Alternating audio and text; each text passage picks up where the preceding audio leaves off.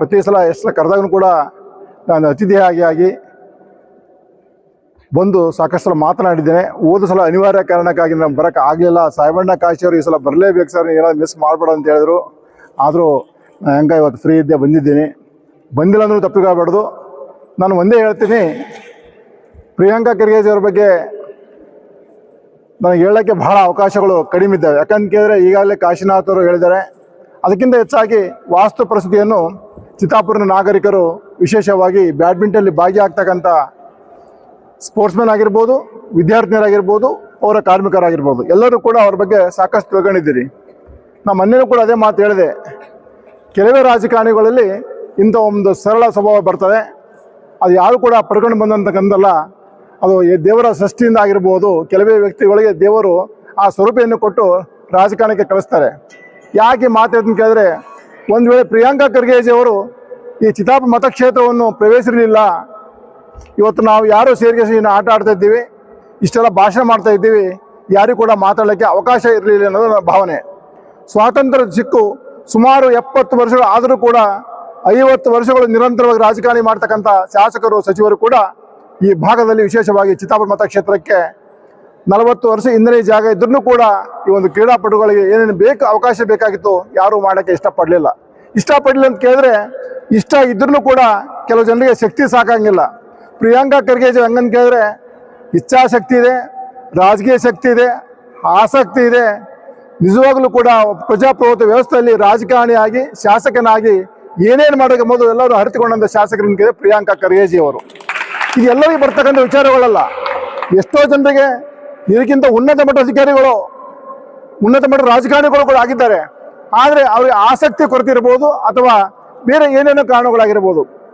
ಇತ್ತೀಚಿನ ದಿನಗಳಲ್ಲಿ ರಾಜಕಾರಣಿಗಳಿಗೆ ಸಾರ್ವಜನಿಕ ಹಿತಾಸಕ್ತಿ ಇರ್ತಕ್ಕಂಥ ರಾಜಕಾರಣಿಗಳು ಬಹಳ ಸಂಖ್ಯೆ ಕಡಿಮೆ ಆಗ್ತದೆ.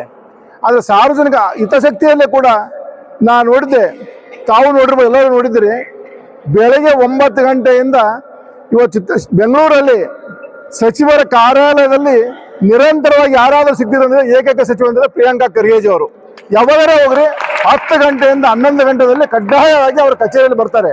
ಇಡೀ ರಾಜ್ಯದಿಂದ ಬರ್ತಕ್ಕಂಥ ಜನರಿಗೆ ನಾವು ಸ್ಪಂದನೆ ಮಾಡಬೇಕು, ಸಾಧ್ಯ ಆದಷ್ಟು ಮೂಲಕ ಸೇವೆ ಸಲ್ಲಿಸಬೇಕೆಂಬುದು ಏಕೈಕ ಗುರಿಯಿಂದ ಪ್ರತಿನಿತ್ಯನೂ ಕೂಡ ತಮ್ಮ ಕಾರ್ಯಾಲಯದಲ್ಲಿ ಕೆಲಸ ಮಾಡ್ತಕ್ಕಂಥ ಸಚಿವರು ಅಂದರೆ ಪ್ರಿಯಾಂಕಾ ಖರ್ಗೆ ಅವರು. ಮಾತಾಡ್ತಾ ಹೋದ್ರೆ ಪ್ರಿಯಾಂಕಾ ಖರ್ಗೆ ಸಾಕಷ್ಟು ಇರ್ತದೆ. ನಾನು ಬ್ಯಾಡ್ಮಿಂಟನ್ ಅಸೋಸಿಯೇಷನಲ್ಲಿ ಒಂದು ಮನವಿ ಇದೆ, ಭಾಷಣ ಮಾಡೋದು ನಾವು ಕಡಿಮೆ ಮಾಡಬೇಕು. ಭಾಷಣ ಜೊತೆಯಲ್ಲೇ ನಾವು ಏನು ಮಾತಾಡ್ತೀವಿ, ಅತಿಥಿಗಳಾಗಿರ್ಬೋದು, ಸಂಚಾಲಕರಾಗಿರ್ಬೋದು. ಈ ಬಾಬು ಕಾಶಿಯವರು ಹೇಳಿದರು, ಸನ್ಮಾನ ಸಮಾರಂಭಗಳ ಬಗ್ಗೆ ಗಿಡ ನೆಡಬೇಕು. ನಾನೇ 100 ಸಲ ಹೇಳಿದೆ ನಿಮಗೆ, ಸನ್ಮಾನ ಮಾಡಬೇಡ್ರಿ, ಶಾಲೆ ಹಾಕ್ಬೇಡ್ರಿ, ಸನ್ಮಾನ ಮಾಡಬೇಡ್ರಿ ಅಂತ 100 ಸಲ ಹೇಳಿದೆ. ನಾವು ಮತ್ತೆ ಅಂದ್ರೂ ಶಾಲೆ ತರ್ತೀರಿ, ಸನ್ಮಾನ ಮಾಡೇ ಮಾಡ್ತೀರಿ. ನಾವು ಏನಾದರೂ ಮಾಡ್ಕೊಳ್ಳೋಕ್ಕೆ ತಿರಸ್ಕಾರ ಮಾಡಿದ್ರೆ ನಾಗರಿಕರು ಸೊಕ್ಕ ಬಂದಂತೀರಿ. ನೀವು ಮತ್ತೆ ಯಾಕೆ ಮಾತಾಡ್ತೀನಿ ಕೇಳಿದ್ರೆ, ನೀವು ಎಲ್ಲರೂ ಕೂಡ ಇಲ್ಲಿ ಕೂರ್ತಕ್ಕಂಥ 80% ಕೂಡ ಪ್ರಿಯಾಂಕಾ ಖರ್ಗೆ ಅವರ ಅಭಿಮಾನಿಗಳಾಗಿರೋದ್ರಿಂದ ಅವ್ರ ಇಚ್ಛಾಶಕ್ತಿ ಏನಿದೆ, ದುಂದು ವೆಚ್ಚ ಆಗಬಾರ್ದು, ಡಾಂಬಿಕೆ ಆಗಬಾರ್ದು. ಏನಾದರೂ ಕೂಡ ಇವತ್ತು ಯಾರು ಸನ್ಮಾನ ಮಾಡಲಿಕ್ಕೆ ಸುಮಾರು 5 ರಿಂದ 10 ಸಾವಿರ ರೂಪಾಯಿ ಖರ್ಚು ಮಾಡಿರ್ತೀನಿ. ಅದೇ 5 ರಿಂದ 10 ಸಾವಿರ ರೂಪಾಯಿ ಪೌರ ಕಾರ್ಮಿಕರಿಗಾರಾಗಿ ಮೀಸಲಿಡ್ರಿ, ವಿದ್ಯಾರ್ಥಿಗಳಿಗಾರಾಗಿ ಮೀಸಲಿಡ್ರಿ. ಇವತ್ತು ನೀವೊಂದು ಪ್ರತಿಜ್ಞೆ ಮಾಡ್ರಿ ಅಸೋಸಿಯೇಷನ್ದವರು, ಮುಂದಿನ ಯಾವುದೇ ಕಾರ್ಯಕ್ರಮದಲ್ಲಿ ಕೂಡ ನಾವು ಯಾರಿಗೂ ಕೂಡ ಸನ್ಮಾನ ಮಾಡಂಗಿಲ್ಲ.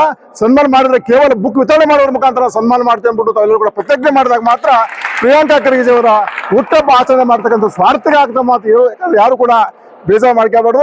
ನಾವು ವೇದಿಕೆಯಲ್ಲಿ ಯಾವಾಗಲೂ ಕೂಡ ಸ್ವಲ್ಪ ನೇರವಾಗಿ ಮಾತಕ್ಕಂಥ ಅಭ್ಯಾಸ. ಮುಂದಿನ ಸಲ ಇವೆಲ್ಲನ ತೆಗಿಬಿಟ್ಟು ನೀವು ದಯಮಾಡಿ ಬುಕ್ಸ್ ವಿತರಣೆ ಮಾಡೋದಾಗಲಿ, ಅದಕ್ಕೆ ಸಂಬಂಧಪಟ್ಟ ಯಾವುದೇ ಒಂದು ಕಾರ್ಯಕ್ರಮ ದುಂದು ವೆಚ್ಚಕ್ಕೆ ಮಾಡಿ ಅವಕಾಶ ಕೊಡಬಾರ್ದು. ಇನ್ನೊಂದು ಮಾತನ್ನು ಕೇಳಿದ್ರೆ, ಗುಲ್ಬರ್ಗ ಜಿಲ್ಲೆಯಲ್ಲಿ ಚಿತ್ತಾಪುರ ತಾಲೂಕು ಅತಿ ಹಿಂದುಳಿದಿದೆ. ನಾವೆಲ್ಲ ಭಾಳ ಹಿಂದುಳಿದಿದ್ದೀವಿ, ನಾವು ಹಿಂದುಳಿದ ಜಾತಿಗೆ ಸೀಮಿತ ಆಗಿದ್ದೀವಿ ಅನ್ನೋ ಮಾತು ಕೂಡ ಬರ್ತಾ ಇತ್ತು. ಇವತ್ತಿನ ವಿದ್ಯಾರ್ಥಿಗಳು ನೋಡಿದ್ರೆ ಯಾವ ಪ್ರದೇಶದಿಂದ ಬಂದರು ಅಂತ ಕೇಳಿದ್ರೆ, ದಂಡುಗೊಂಡು ಇಡೀ ನಮ್ಮ ತಾಲೂಕಿನಲ್ಲಿ ಅತಿ ಹಿಂದುಳಿದಂಥ ಗ್ರಾಮ ಅಂತ ಕೇಳಿದ್ರೆ ದಂಡುಗೊಂಡು ತಪ್ಪಾಗಲಿಕ್ಕಿಲ್ಲ. ಅಂತ ವಿದ್ಯಾರ್ಥಿನಿಯರು ರಾಷ್ಟ್ರ ಮಟ್ಟಕ್ಕೆ, ರಾಜ್ಯ ಮಟ್ಟಕ್ಕೆ ಇವತ್ತು ಏನು ಬರ್ತಾರೆ ಅಂತ ಕೇಳಿದ್ರೆ, ಅದರಲ್ಲಿ ಕೂಡ ಪ್ರಿಯಾಂಕಾ ಖರ್ಗೆ ಅವರ ಪಾತ್ರ ಇದೆ ಅಂತ ಕೂಡ ನಾವು ಹೇಳ್ಬೇಕಾಗ್ತದೆ. ಯಾಕಂತ ಕೇಳಿದ್ರೆ, ಇಂಥ ಗುಣಮಟ್ಟದ ಒಂದು ಸ್ಟೇಡಿಯಂ ಇಲ್ಲಿ ಮಾಡಲಿಲ್ಲ ಅಂದರೆ ಈ ವಿದ್ಯಾರ್ಥಿಗಳು ಅವರ ತರಬೇತಿಯಿಂದ ಆಗಿರ್ಬೋದು, ಕ್ರೀಡೆಯಿಂದ ಹಿಂದುಳಿಕೆ ಸಾಧ್ಯತೆ ಇತ್ತು. ಹಾಗಾಗಿ ಇವತ್ತು ವಿದ್ಯಾರ್ಥಿನಿಯರು ಕೂಡ ರಾಷ್ಟ್ರ ಮಟ್ಟಕ್ಕೆ ಹೋಗಿದ್ದಾರೆ. ಹೋದಂಥ ರಾಜ್ಯ ಮಟ್ಟಕ್ಕೆ ಹೋದ ವಿದ್ಯಾರ್ಥಿಗಳು ಕೂಡ ಅಭಿನಂದನೆ ಸಲ್ಲಿಸ್ತೇನೆ. ವಿದ್ಯಾರ್ಥಿನಿಯರಲ್ಲಿ ಒಂದು ಕಳಕಳಿ ಮನೆ ಇದೆ. ನಾವು ಯಾರು ಕೂಡ ಆರ್ಥಿಕವಾಗಿ ಹಿಂದುಳಿದಿದ್ದೀವಿ, ನಾವು ಶೈಕ್ಷಣಿಕವಾಗಿ ಹಿಂದುಳಿದೀವಿ ಅಂದ್ಬಿಟ್ಟು ಅಂದ್ಬಿಟ್ಟು ತಾವ್ಯಾರು ಕೂಡ ಮಾನಸಿಕ ನೋಯ್ಬೇಡು. ಸರ್ಕಾರದ ವ್ಯವಸ್ಥೆ ಹೆಂಗಿದೆ ಅಂತ ಕೇಳಿದ್ರೆ ಕ್ರೀಡಾಪಟುಗಳು ತಾವು ಉನ್ನತ ಮಟ್ಟಕ್ಕೆ ಹೋದ್ರೆ ಉನ್ನತ ಮಟ್ಟದ ಶಿಕ್ಷಣ ಆಗಿರ್ಬೋದು, ಉನ್ನತ ಮಟ್ಟದ ಕ್ರೀಡೆ ಆಗಿರ್ಬೋದು, ಎಲ್ಲನೂ ಕೂಡ ಸರ್ಕಾರಿ ವ್ಯವಸ್ಥೆ ಮಾಡ್ತಕ್ಕಂಥದ್ದು ಕೂಡ ಮಾಡಕ್ಕೆ ಎಲ್ಲ ಕಾನೂನಲ್ಲಿ ಅವಕಾಶ ಇದೆ.